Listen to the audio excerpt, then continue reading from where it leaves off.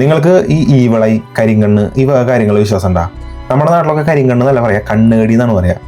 ഞാൻ ഈ അടുത്ത് എൻ്റെ നാട്ടിൽ ഞാൻ ഒരു വീട് വെച്ചു, ഒരു കാർ വാങ്ങിച്ചു.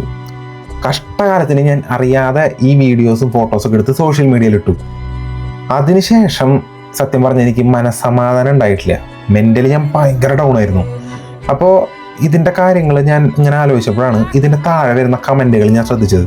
അപ്പോൾ ഇതിൻ്റെ താഴെ വരുന്ന കമൻറ്റുകൾ എന്ന് പറഞ്ഞ ഇങ്ങനെയാണ്: എടാ മോനെ, എന്തിട്ട വീട്, എൻ്റെ അമ്മ 1.5 കോടി രൂപ വില ഉണ്ടാവുമല്ലോ ഒരു വീടിന് പറയണതാ.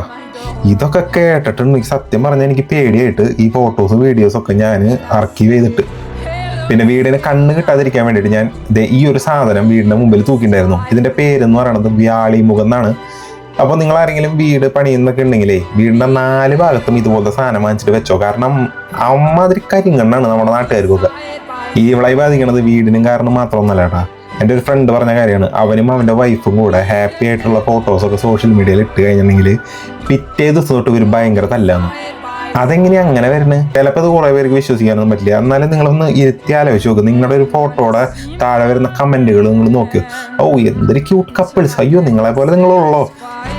ഇങ്ങനെ നമ്മളെ പൊക്കി വെച്ച് പിറ്റേ ദിവസം തൊട്ട് നമ്മുടെ വീട്ടിൽ പൊട്ടിത്തെറി ഉണ്ടാവും.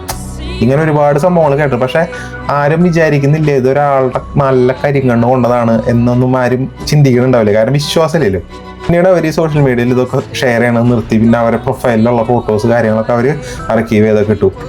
സംഭവം വേറെ ഒന്നുമല്ല, നമ്മളെ ഇഷ്ടപ്പെടുന്ന ആളുകളെക്കാളും കൂടുതൽ നമ്മൾ നശിച്ചു പോകണമെന്ന് ആഗ്രഹിക്കുന്ന കുറേ എണ്ണമായിരിക്കും നമ്മുടെ ചുറ്റും. അപ്പോൾ വെറുതെ എന്തിനാ അവരുടെ വായ കൊണ്ട് നമ്മളെ പറയിപ്പിക്കണേ? ഓക്കെ, അപ്പോൾ എന്തെങ്കിലും പ്രൈവസി കാര്യങ്ങളൊക്കെ ഉണ്ടെന്നുണ്ടെങ്കിൽ ദയവായി ഇത് സോഷ്യൽ മീഡിയയിൽ ഇടാൻ നിൽക്കണ്ട.